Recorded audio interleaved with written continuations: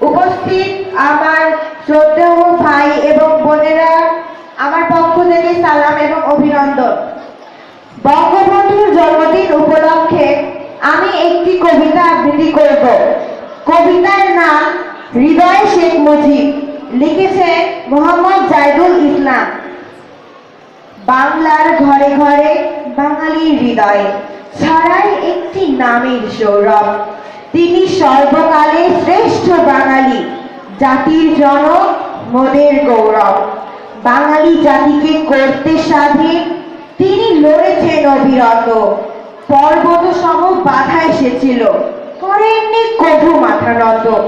শোষকের সাথে করেননি আপোষ, লক্ষ্যে অটল সদা অফুরান। তার চেতনা চিরবহমান, মোদের খুনে মিশে অম্লান।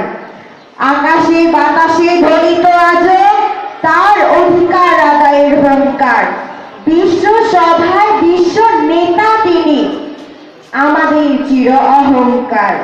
আসো বাঙালি, আসো প্রাণ খুলে, আসো দল মতের ভেদাভেদ ভুলে। শ্রদ্ধা ভরে তাকে স্মরণ করি, তার সোনার বাংলা গড়ি।